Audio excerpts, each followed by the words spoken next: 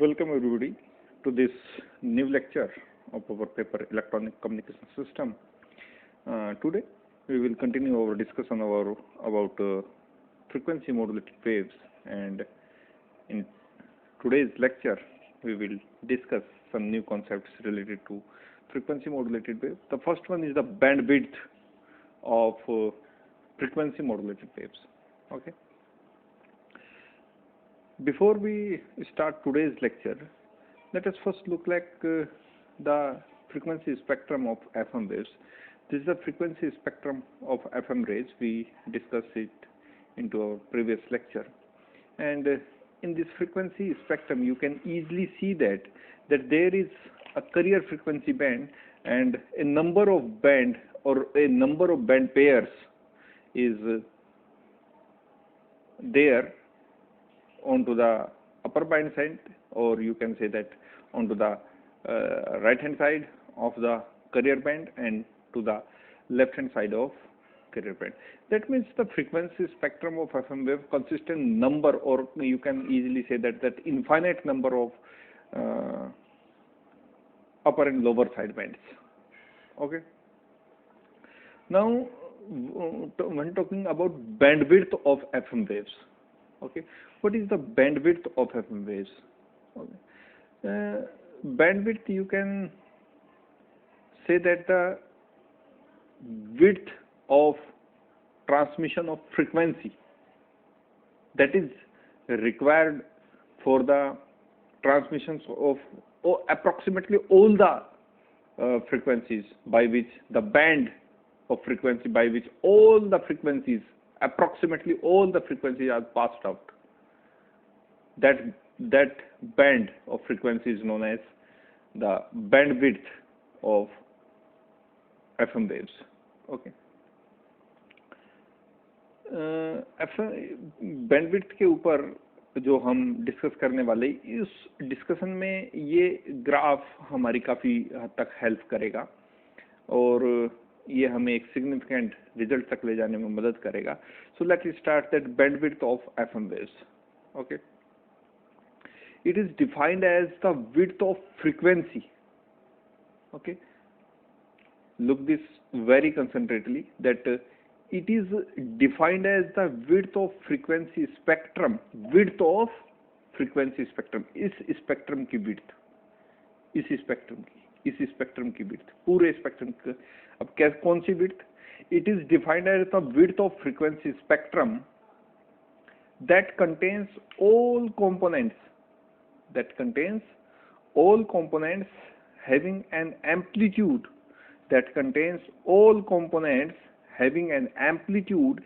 equal to or greater than 1% of amplitude of unmodulated wave, that is carrier wave. यानी उस width के बराबर band width होगी frequency wave की जिसमें वो सारे कंपोनेंट्स हों, हैविंग ऑल द कंपोनेंट्स, जिनका एम्पलीट्यूड अनमॉड्यूलेटेड कैरियर वेव के एम्पलीट्यूड्स के या तो बराबर हो, 1% के. अनमॉड्यूलेटेड कैरियर वेव के बराबर नहीं, एम्पलीट्यूड उसका,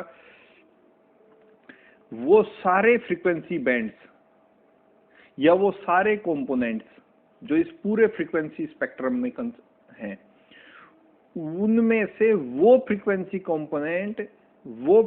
कंपोनेंट जिनका एम्पलीट्यूड अनमॉड्यूलेटेड कैरियर वेव के एम्पलीट्यूड के 1% के या तो बराबर हो या फिर उससे बड़ा हो, that width of frequency spectrum. अब मान लीजिए, सपोज कीजिए, यहां मेरे पास अपर साइड बैंड में ये कैरियर बैंड है, इससे पहला साइड बैंड ये है, दूसरा ये है, तीसरा ये है, चौथा है, और identical side band on to the lower side band side. Okay. अब मैं ये कहता हूं कि इस स्पेक्ट्रम का जो एम्पलीट्यूड है, इस कंपोनेंट का जो एम्पलीट्यूड है, वो भी अनमॉड्यूलेटेड कैरियर वेव के 1% एम्पलीट्यूड से ज्यादा है, तो ये भी कंसिस्ट होगा, ये भी कंसिस्ट होगा। मान लीजिए इसका भी ज्यादा है, मान लीजिए इसका इक्वल है, मान लीजिए इसका इक्वल है, तो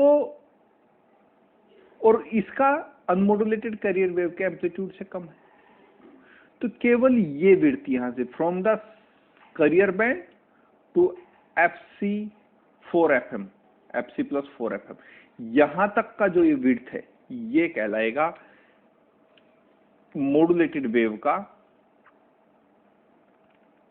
bandwidth of modulated wave. Okay, so let's see it to more convenient wave. Okay, let's see here this. मान लीजिए आपके पास इस तरह का एक फ्रीक्वेंसी स्पेक्ट्रम आपको मिलता है, इस तरह का फ्रीक्वेंसी स्पेक्ट्रम, ये आपके पास एक कैरियर बैंड है जो एक सेंट्रल बैंड है, और यहां आपके पास बहुत सारे दूसरे फ्रीक्वेंसी बैंड हैं। ये इसी तरह से आइडेंटिकल बैंड्स आपको यहां मिलेंगे और दूसरे बैंड से इस तरह। This is the frequency spectrum of FM modulated wave या FM वेव। ओके, ये कैरियर वेव है EC, या आप इसको अगर फ्रीक्वेंसी के टर्म में लिख रहे हैं तो FC। अब बैंडविड्थ क्या है?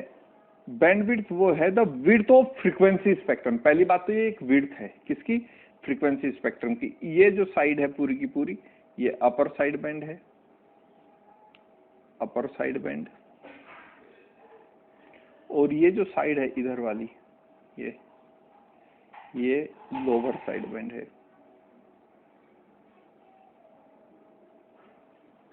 ये लोअर साइड बैंड है। ठीक है, अब मान लीजिए according to this definition we studied earlier that width of the frequency spectrum, इस फ्रीक्वेंसी स्पेक्ट्रम की वो विड्थ, यानी मान लीजिए जिसमें वो सारे कंपोनेंट्स इंक्लूड हों जिनका amplitude 1% of amplitude of career wave के बराबर हो या तो उससे बड़ा हो। मान लीजिए इस पहले कंपोनेंट का भी एम्पलीट्यूड कैरियर वेव के 1% एम्पलीट्यूड से बड़ा है, इसका भी बड़ा है, इसका भी बड़ा है और इसका बराबर है, तो जाहिर सी बात है कि इस कंपोनेंट का एम्पलीट्यूड क्या होगा? ये जो लास्ट वाला कंपोनेंट है इसका एम्पलीट्यूड क्या होगा? कैरियर वेव के 1% एम्पलीट्यूड के से छोटा होगा। तो ये वाली जो विड्थ है, ये यहां से कैरियर वेव से इस बैंड तक की जो विड्थ है, ये कहलाएगी bandwidth of FM wave, bandwidth of FM, ये वाली बैंडविड्थ। इसमें चाहे जितने भी कंपोनेंट हों,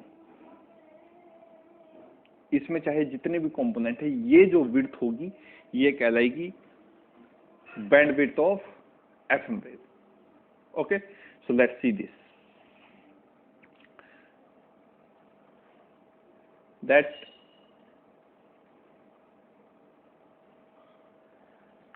it is defined as the width of frequency spectrum that contains all the components, ये सभी कंपोनेंट, जितने भी कंपोनेंट्स यहाँ कंटेन करेगा वो विड्थ, जिसमें जिनका जो एम्पलीट्यूड होगा वो कैरियर वेव के एम्पलीट्यूड के 1% से या तो ज्यादा हो या बराबर हो। It is defined as the width of frequency spectrum that contains all the components having an amplitude equal to or greater than 1% of amplitude of unmodulated wave।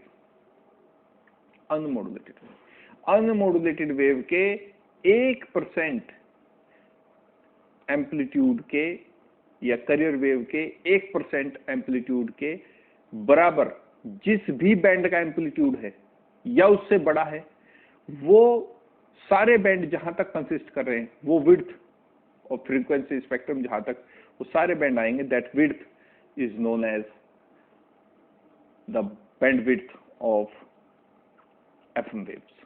Okay, Carson's rule क्या होता है इसमें बैंडविड्थ के ही संबंध में कार्सन्स rules हम पढ़ते हैं। हालांकि आपके सिलेबस में कार्सन्स रूल्स के नाम से नहीं लिखा है, पर फिर भी बैंडविड्थ जब भी हम एफएम वेव्स का स्टडी करते हैं तो वहाँ निश्चित रूप से हम कार्सन्स रूल के बारे में स्टडी करते हैं। So let's start this Carson's rule. What is Carson's rule in the context of bandwidth of FM waves? So according to Carson rule, the bandwidth of FM wave is given by this factor, or you can verbally say it that it is the double of the sum of frequency of modulating signal plus frequency deviation। यानी modulating signal जो information signal है, जो हमारे पास voice signal है, जिसको हमने voice signal consider किया है, उस सिग्नल की फ्रीक्वेंसी, मॉड्यूलेटिंग सिग्नल की फ्रीक्वेंसी प्लस फ्रीक्वेंसी डेविएशन का जो सम है उसके डबल को कहते हैं bandwidth. Mathematically this expression is mathematically double the sum of the frequency of modulating signal plus frequency deviation this, hence bandwidth is equals to 2fm into 1 plus delta f over fm। इस expression में से हमने fm common ले लिया बाहर। जब common बाहर लेगा तो यहाँ से इस fm की जगह आएगा 1 और डेल्टा f के डिनोमिनेटर में आ जाएगा fm। So bandwidth can be written as 2fm plus 1 plus mf।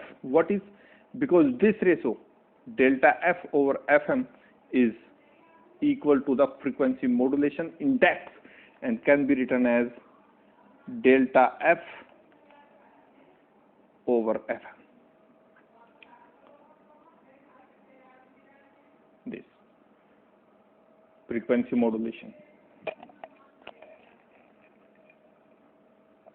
this frequency modulation, so frequency modulation index is delta f over fm this। So bandwidth is equals to 2fm into 1 plus mf। This is the same expression but into the modified form, and this expression is known as Carson's rule। अब इसी में हम एक approximation लगाएंगे और कार्सन्स rules की जो ये एक्सप्रेशन है इसी को थोड़ा सा चेंज करने की कोशिश करेंगे। एक अप्रोक्सीमेशन लगाते हैं। Read this form that bandwidth of FM waves is equals to 2fm into 1 plus mf this।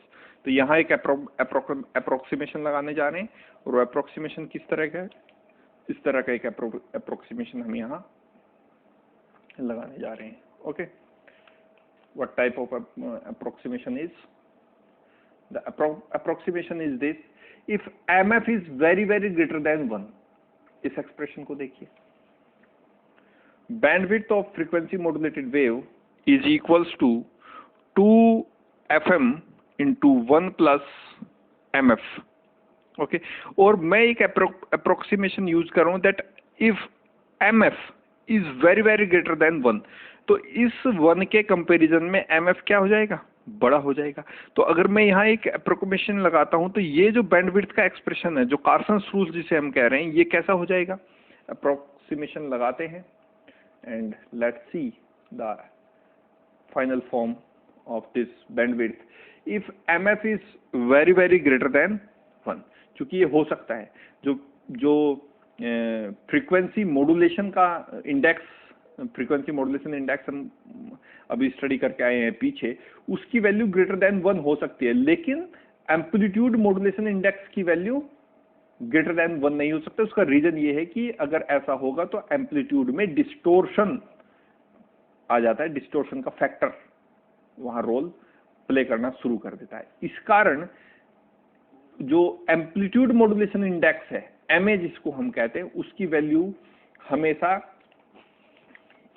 Maximum, जो एम्पलीट्यूड मॉड्यूलेशन हम कहते हैं एमए, एम्पलीट्यूड मॉड्यूलेशन का जो फैक्टर है एमए, उसकी वैल्यू तो 0 से 1 के बीच में हो सकती है,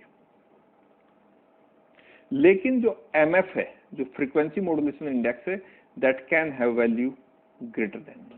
अगर इसकी वैल्यू यहाँ 1 से ज्यादा हो जाती है तो यहाँ एक फैक्टर प्ले रोल कर देता है, डिस्टोर्शन, यानी एम्पलीट्यूड क्या हो जाता है, फ्रीक्वेंसी मॉड्यूलेटेड वेव का एम्पलीट्यूड डिस्टोर्टेड होना शुरू हो जाता है, and that is not a very good sign of amplitude modulated wave. लेकिन फ्रीक्वेंसी मॉड्यूलेटेड वेव में जो मॉड्यूलेशन इंडेक्स है उसकी वैल्यू ग्रेटर देन 1 भी पॉसिबल है। तो यहाँ ये अप्रोक्सीमेशन हमने लगाया, क्योंकि एमएफ की जो वैल्यू है वो ग्रेटर देन 1 हो सकती है, इसलिए हमने इस तरह का ये एक अप्रोक्सीमेशन यहाँ यूज किया है। Okay, so if MF is very very greater than 1, then bandwidth according to this expression 2fm into 1 plus mf is equals to, bandwidth is equals to 2fm into mf, where mf is equals to n. What is n? n is the number of significant sidebands. अब significant sidebands क्या होते हैं? significant sidebands वो sidebands हैं जिनमें लगभग पूरी power का 99% हिस्सा, in that means which contains the 99% of total power, यानी ये जो हमने फ्रीक्वेंसी स्पेक्ट्रम स्टडी किया है, ये मान लीजिए यहां से करियर बैंड से और ये जो फ्रीक्वेंसी है यहां तक, ये सारे के सारे 99% ऑफ टोटल पावर को कंजप्ट करके रखते हैं। और मान लीजिए 1% दूसरे अलग साइड बैंड्स में, क्योंकि यहाँ पे infinite number of side bands हैं, मान लीजिए कैरियर बैंड से 1 2 3 4 एंड 5th, ये जो 5th साइड बैंड है अपर साइड बैंड साइड में, इसी तरह से लोअर साइड बैंड साइड में भी होगा। तो ये साइड बैंड्स में, इस तरह के सारे साइड बैंड्स में ये 99% ऑफ टोटल पावर अगर कंजप्ट करके रखते हैं, तो इन्हीं साइड बैंड्स को हम कहते हैं सिग्निफिकेंट साइड बैंड्स। अगर 1% पावर का लॉस हो भी जाता है तो कोई प्रॉब्लम नहीं है, फिर भी 99% पावर इन्हीं साइड बैंड्स में क्या रहती है, कंजप्ट रहती है। तो इन जो बैंड्स हैं, इन फ्रीक्वेंसी बैंड्स को हम सिग्निफिकेंट फ्रीक्वेंसी बैंड्स बोलते हैं, जिनमें टोटल पावर का 99% हिस्सा कंजप्ट हो जाए। सो बैंडविड्थ कितनी लिख सकते हैं, क्योंकि एमएफ को हम एन के बराबर लिख सकते हैं, सो 2n into fm, this is also the another form of Carson rule and with this approximation. But FM की वैल्यू जो है वो डेल्टा एफ ओवर एमएफ है, ठीक है। तो बैंडविड्थ को हम क्या लिख सकते हैं, 2n into delta F over MF, bandwidth over 2 delta f, 2 into delta f into the denominator of bandwidth gives me n over mf, that is, which predicts that the ratio of bandwidth to the total frequency deviation, ratio of bandwidth to the total frequency bandwidth depends upon the number of significant bands n obtained with a given modulation index। किसी दिए हुए modulation index के लिए मान लीजिए modulation frequency modulation 50% है, 75% है, 80% है, तो किसी दिए हुए जो एमएफ की वैल्यू होगी 1 2 3 4 जो अप टू जितनी, क्योंकि एक से बड़ी इसकी वैल्यू हो सकती है, तो उसके लिए जो number of significant side bands है वो किसके रेशो के बराबर होगा, ratio of bandwidth through the total frequency deviation, this total frequency deviation. So this is all about the bandwidth of FM wave. Now move to the next one. The next topic is methods of FM wave generation. वो कौन कौन से method है जिससे हम FM wave का generation कर सकते हैं। तो यहाँ मेनली हमारे पास दो मेथड है जिसकी वजह से हम या जिनका यूज करते हुए हम FM wave को जनरेट कर सकते हैं। The first there are mainly two methods of FM generation. The first method is the direct method and the second method is the indirect method. In direct method we have again the two categories. One is the reactance modulator method and second is the vector diode method. Okay, तो या तो अगर आपको FM generation करना है यानी FM wave का generation करना है तो आपको या तो डायरेक्ट मेथड को यूज कर सकते हैं आप, या फिर इनडायरेक्ट मेथड को यूज कर सकते हैं। डायरेक्ट मेथड में आपको रिएक्टेंस मॉड्यूलेटर को यूज करना पड़ेगा, इसकी हेल्प से आप एफएम जनरेशन कर सकते हैं। फ्रीक्वेंसी मॉड्यूलेटेड वेव का जनरेशन कर सकते हैं, या वेक्टर डायोड को यूज करना पड़ेगा डायरेक्ट मेथड में। और इनडायरेक्ट मेथड में आपको आर्मस्ट्रांग फेज मेथड को यूज करना पड़ेगा। तो पहले बात कर लेते हैं रिएक्टेंस मॉड्यूलेटर मेथड में। रिएक्टेंस मॉड्यूलेटर को अगर यूज करना है तो आप उसको दो तरीके से यूज कर सकते हैं, या तो ट्रांजिस्टर की हेल्प से यूज कर सकते हैं या फेट की हेल्प से यूज कर सकते हैं। तो पहले जो आज के लेक्चर में हम स्टडी करने जा रहे हैं वो एफएम जनरेशन के डायरेक्ट मेथड का ट्रांजिस्टर रिएक्टेंस मॉड्यूलेटर मेथड है। आपको ये बात समझ में आई? एफएम जनरेशन का जो एफएम वेव का जनरेशन है वो हम दो तरीके से कर सकते हैं। पहला है डायरेक्ट मेथड और सेकंड है इनडायरेक्ट मेथड। डायरेक्ट मेथड को फिर से हम दो भागों में विभाजित कर सकते हैं। पहला है reactance modulator method and another is the vector diode method. अब रिएक्टेंस मॉड्यूलेटर मेथड में भी हम या तो ट्रांजिस्टर का यूज करते हुए एफएम जनरेशन कर सकते हैं या फेट का यूज करते हुए एफएम जनरेशन कर सकते हैं। अब जो आज के टॉपिक में हम डिस्कस करने वाले हैं वो है transistor reactance modulator method. Means transistor reactance modulator method की हेल्प से किस तरह से हम एफएम का जनरेशन कर सकते हैं या एफएम वेव को जनरेट कर सकते हैं। So let's see that. This is the circuit diagram of the direct method of FM generation, that is transistor reactance modulator. अब इस सर्किट डायग्राम को देखकर घबराने की जरूरत बिल्कुल भी नहीं है। घबराने की जरूरत इसलिए नहीं है कि ये जो सर्किट डायग्राम है इसके दो हिस्से हैं। जब आप इसको अलग अलग तरीके से स्टडी करेंगे, अलग अलग वे में और कंपोनेंट वाइज स्टडी से आप करेंगे तो ये फिर इसमें कुछ नहीं है। ये बहुत सिंपल सा एक सर्किट डायग्राम है और आराम से हम इसको समझ सकते हैं कि किस तरह से हम यहाँ एफएम वेव का जनरेशन हो सकता है। सो लेट्स स्टार्ट। तो आप ये देखिए कि इस ट्रांजिस्टर रिएक्टेंस मॉड्यूलेटर के दो पार्ट हैं। पहला पार्ट है रिएक्टेंस मॉड्यूलेटर, पहला पार्ट है रिएक्टेंस मॉड्यूलेटर, ये वाला पार्ट है। और सेकंड पार्ट है मेरे पास ऑक्सीलेटर। ओके, ऑक्सीलेटर वाले हिस्से को हम पहले समझेंगे और फिर हम बात करेंगे रिएक्टेंस मॉड्यूलेटर वाले हिस्से की। और आप ये देखेंगे कि ये दोनों पार्ट जब आपस में ऐड होते हैं तो हमारे पास टोटल जो यूनिट बनती है वो है ट्रांजिस्टर रिएक्टेंस मॉड्यूलेटर। अब होता क्या है, इस पूरी फिगर में हमारे पास दो कॉमन एमिटर ट्रांजिस्टर आपको दिखा रहे हैं। The first common emitter transistor and the second one, this is the second common emitter transistor. Okay, और वोल्टेज डिवाइडर 22 को यूज करते हैं। ये जो आरडी दिख रहे हैं आपको, ये पहला रेजिस्टेंस आरडी और ये दूसरा रेजिस्टेंस आरडी।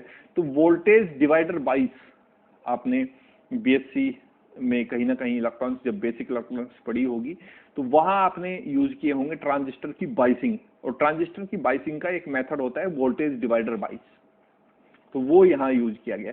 तो एक्चुअली यहाँ दोनों जो ट्रांजिस्टर यूज किए हैं, the first transistor and the second transistor, ये दोनों वोल्टेज डिवाइडर 22 के हेल्प से यूज किए हुए हैं। वोल्टेज डिवाइडर 22 को यूज किया गया है with the biasing, for the biasing of transistor. क्योंकि ट्रांजिस्टर को अगर आपको यूज करना है तो उसकी बाइसिंग होनी भी जरूरी है। पहले हम बात करेंगे इस ऑक्सीलेटर वाले हिस्से को और फिलहाल हम इसको भूल जाते हैं, यानी इधर वाले हिस्से को हम अभी भूल जाते हैं। ये वाला हिस्सा अभी हमारे लिए नहीं है, ये वाला हिस्सा अभी हमारे लिए नहीं है। ये अभी हम केवल ऑक्सीलेटर वाले हिस्से पे बात करेंगे। देखिए, ऑक्सीलेटर वाले हिस्से पे सबसे पहले हम बात करेंगे, ये हमारे पास एक कॉमन एमिटर ट्रांजिस्टर है with voltage divider 22। these two resistance are used for biasing the transistor by the voltage divider 22। Okay, ये हमारे पास एक कॉमन एमिटर ट्रांजिस्टर है जिसको, और ये पूरा का पूरा जो कंपोनेंट है एक ऑक्सीलेटर की तरह बिहेव करता है। यहां से मुझे एफएम आउटपुट मिलती है, यहां से एफएम आउटपुट मुझे मिलती है। मैं यहां से मुझे एफएम आउटपुट मिलती है, यहां से यहाँ से मुझे FM आउटपुट मिलती है। तो मुझे पहले इसी हिस्से पे वर्क करना है। देखिए यहाँ एक ट्रांसफॉर्मर लगा है ये, और एक यहाँ एक वेरिएबल कैपेसिटर लगा है। ये C1 एक दूसरा कैपेसिटर है, ये एक दूसरा कैपेसिटर है जिसको मैंने C2 नाम दिया है। ये दोनों आपस में सीरीज में कनेक्टेड हैं। और ये जो तीसरा कैपेसिटर है ये एक वेरिएबल ये इन दोनों कैपेसिटर की वैल्यू फिक्स्ड है, लेकिन ये एक वेरिएबल कैपेसिटर। एक्चुअली इस कैपेसिटर का काम क्या है कि जो ऑक्सीलेटर की आउटपुट होगी, उसको स्मूथ करना। इसका फंक्शन केवल इतना है कि इसको अगर आप वेरिएबल कैपेसिटर नहीं लेते तो ये फिर जो यहाँ से ऑक्सीलेटर की आउटपुट आएगी, क्योंकि मैंने आपको पहले बताया, पहले हम डिस्कस कर रहे हैं इस ऑस्किलेटर वाले हिस्से पे, फिर हम जाएंगे ट्रांजिस्टर मॉड्यूलेटर वाले हिस्से पे या रिएक्टेंस मॉड्यूलेटर वाले हिस्से पे। तो अभी जो हिस्सा, ये जो पार्ट हम डिस्कस कर रहे हैं, इस पार्ट में ये जो ट्रांसफॉर्मर लगा है, इस पे जो कैपेसिटेंस यूज हुए हैं इनके बारे में हम डिस्कस कर रहे हैं। ये वाला जो कैपेसिटेंस है इसको आप स्मूथर कैपेसिटेंस आप कह सकते हैं। इसकी वजह से जो आउटपुट है वो स्मूथ आउटपुट यहाँ FM आउटपुट मिलते हैं, यानी जो फ्रीक्वेंसी मॉड्यूलेटेड वेव होगी उसमें जो एक्स्ट्रा एडेड फैक्टर्स होंगे, जैसे कि मान लीजिए नॉइज का कोई फैक्टर आ जाता है या फिर डिस्टोर्शन का कोई फैक्टर आ जाता है, तो उन सब को ये दूर करता है। इसीलिए ये कैपेसिटर यहाँ वेरिएबल के, इसका कैपेसिटेंस हम वेरी कर सकते हैं। ये RFC रेडियो फ्रीक्वेंसी चोक है।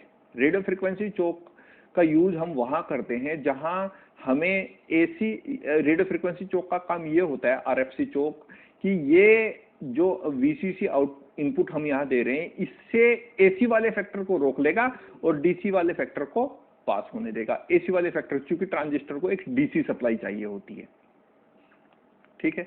तो ऑस्किलेटर इस तरह से हम यूज करते हैं। यहाँ एक फीडबैक कनेक्शन भी यहाँ दिया गया है, ये वाला, ये देखिए, ये फीडबैक कनेक्शन दिया है from the output to the input of the transistor. तो इस तरह से पूरा फंक्शन वर्क करता है और एक FM फ्रीक्वेंसी मॉड्यूलेटेड आउटपुट हमें इन दोनों ट्रांसफॉर्मर के थ्रू, इन दोनों टर्मिनल के थ्रू मिल जाती है। अब बात करते हैं इस वाले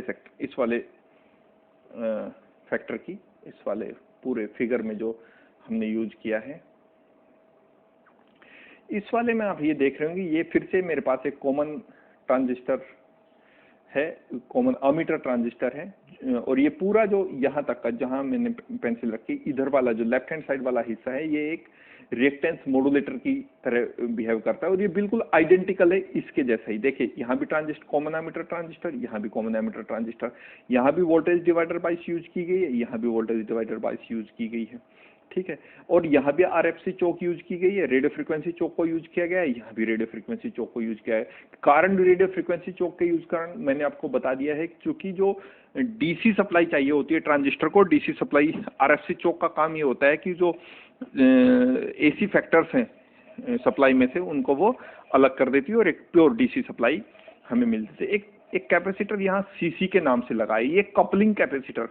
CC का मतलब कपलिंग कैपेसिटर। कपलिंग कैपेसिटर का मतलब ये है कि अगर इसको आप फर्स्ट स्टेज कहें, इस वाले हिस्से को फर्स्ट स्टेज और इस वाले हिस्से को सेकंड स्टेज कहें, तो फर्स्ट स्टेज की जो आउटपुट है वो सेकंड स्टेज की इनपुट का काम करे, उसके लिए जरूरी है कपलिंग कैपेसिटर।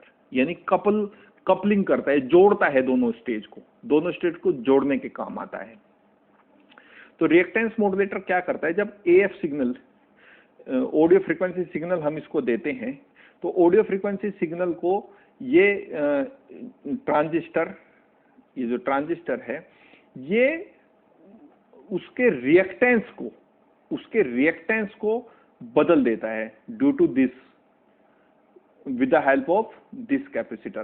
क्योंकि रिएक्टेंस का मतलब ये है कि अगर आपके पास यहाँ ये कैपेसिटर लगा है, देखिए आपने पढ़ा है LCR सर्किट, तो R रेजिस्टेंस तो R में भी है, आपने ये पढ़ के आते हैं LCR सर्किट।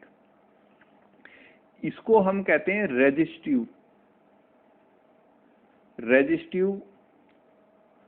रिएक्टेंस। क्या बोलते हैं? Resistive reactance. इसको हम बोलते हैं कैपेसिटिव इसका जो अपोजिशन होता है कैपेसिटिव रिएक्टेंस, और इसको हम बोलते हैं इंडक्टिव रिएक्टेंस। यानी आप ये कह सकते हैं कि रेजिस्टर आर भी धारा के मार्ग में अवरोध उत्पन्न करता है, उसको हम कहते हैं रेजिस्टिव रिएक्टेंस। कैपेसिटर भी धारा के मार्ग में अवरोध उत्पन्न करता है, उसको हम कहते हैं कैपेसिटिव रिएक्टेंस। और इंडक्टर एल भी धारा के मार्ग में अवरोध उत्पन्न करता है, उसको हम कहते हैं इंडक्टिव रिएक्टेंस। तो ये तीनों के तीनों, जो जब एलसीआर सर्किट को हम स्टडी करते हैं तो तीनों के तीनों धारा के मार्ग में अवरोध उत्पन्न करते हैं। अब जो ये सिग्नल है, जो ऑडियो सिग्नल यहां से गया, ये सी से भी पास होगा, तो जाहिर सी बात है यहाँ इसका कैपेसिटेंस वर्क करेगा, और ये जो है ये इसके कैपेसिटेंस की फ्रीक्वेंसी को बदल देता है, इसके कैपेसिटेंस की फ्रीक्वेंसी को बदल देता है ये ट्रांजिस्टर। तो इसी कारण इसको हम बोल रहे हैं रिएक्टेंस मॉड्यूलेटर, यानी इस सर्किट के रिएक्टेंस को चेंज कर देता है। एक दूसरी बात ये भी है कि जिस भी वैल्यू का यहाँ रेजिस्टेंस लगाया जाएगा, इससे कई गुना बड़ी हम यहाँ वैल्यू सी की लेती है, यानी जो कैपेसिटर का वैल्यू होगी वो इस रेजिस्टेंस से काफी 5-10 गुना बड़ी लेते हैं, क्योंकि हमें यहाँ रिएक्टेंस को मॉड्यूलेट करना है, रिएक्टेंस मॉड्यूलेट होना चाहिए। यानी करंट जो होगी यहां से पास, उसको मॉड्यूलेट करेगा क्या, ये रिएक्टेंस उसकी मॉड्यूलेट करेगा, और यहां की जो आउटपुट होगी इस रिएक्टेंस मॉड्यूलेटर की, इसका नाम ही रिएक्टेंस मॉड्यूलेटर है। यानी इस कैपेसिटर के रिएक्टेंस को क्या करेगा, ये मॉड्यूलेट करेगा, मॉडिफाइड करेगा। और इसकी जो आउटपुट होगी ये कपलिंग कैपेसिटर यहां इसलिए लगाया है, ये कपलिंग कैपेसिटर यहां इसीलिए लगाया है ताकि इस स्टेज की इनपुट को इस स्टेज की आउटपुट को इस स्टेज की इनपुट बनाया जा सके। तो होता क्या है, यहां से हम सिग्नल देते हैं, ये कैपेसिटिव रिएक्टेंस यहां लगा है, इसका रिएक्टेंस यहां मॉड्यूलेट होता है, और यहां से हमें मिलती है रिएक्टेंस मॉड्यूलेटेड आउटपुट। इस कपलिंग कैपेसिटर की हेल्प से वो रिएक्टेंस मॉड्यूलेटेड आउटपुट इस स्टेज के लिए इनपुट का वो काम करती है, और ये इनपुट एक ऑक्सीलेटर की भांति व्यवहार करता है। ये एलसी सर्किट ये यहाँ आपको दिखाएगा एक ट्रांसफार्मर की हेल्प से, एक कैपेसिटर यहाँ वेरिएबल कैपेसिटर लगा है। इस ऑक्सीलेटर को जो रिएक्टेंस मॉड्यूलेटर की आउटपुट मिलती है उसकी फ्रीक्वेंसी को चेंज करता है, और फ्रीक्वेंसी को चेंज करने से ही हमें क्या मिलती है यहाँ फ्रीक्वेंसी मॉड्यूलेटेड आउटपुट। तो ऑक्सीलेटर का काम है इस इनपुट की फ्रीक्वेंसी को चेंज करके इस सर्किट को देना, जिसको आप ट्यून्ड सर्किट, टैंक सर्किट आप इसे कह सकते हैं। और यहां से इस स्टेज का काम है रिएक्टेंस मॉड्यूलेट करना। किसका रिएक्टेंस, इस कैपेसिटर का, इस कैपेसिटर या इस सर्किट का कहिए, कैपेसिटर का भी नहीं, इस सर्किट का कहिए। और यहां आरडी वाला फैक्टर केवल वोल्टेज डिवाइडर बाइस का काम कर रहा है, बाकी इसका कोई काम नहीं है, क्योंकि ट्रांजिस्टर की बाइसिंग तो करनी पड़ेगी, बेस को कुछ ना कुछ तो इनपुट देनी पड़ेगी, तो बेस को इनपुट देते हैं एएफ सिग्नल की हेल्प से, ठीक है। और जो हमारे पास बेस सिग्नल की उसने हमें ग्राउंड से कनेक्ट किया है, तो बेस सिग्नल का जो वोल्टेज है वो ग्राउंड या करंट जो है ग्राउंड हो जाती है। तो इस तरह से हमें इस डायरेक्ट मेथड से या ट्रांजिस्टर रिएक्टेंस मॉड्यूलेटर की हेल्प से एफएम जनरेशन हम कर सकते हैं, यानी फ्रीक्वेंसी मॉड्यूलेटेड वेव का जनरेशन हम कर सकते हैं। नेक्स्ट जो हमारा है मेथड वो है फैक्ट को यूज करते हुए रिएक्टेंस को रिएक्टेंस मॉड्यूलेटर का जो मेथड है वो फैक्ट को यूज करते हैं। इसको हम बाद में डिस्कस करेंगे, अभी जो नेक्स्ट सिलेबस है हमारा उसमें कहीं ना कहीं ये जरूर आएगा, तो वहां हम इसे स्टडी करेंगे। Another direct method of FM generation is vector diode method, vector diode modulator. इसको हम नेक्स्ट वीडियो में स्टडी करेंगे, और तब तक के लिए आप खुश रहिए, मुस्कुराते रहिए। Thank you.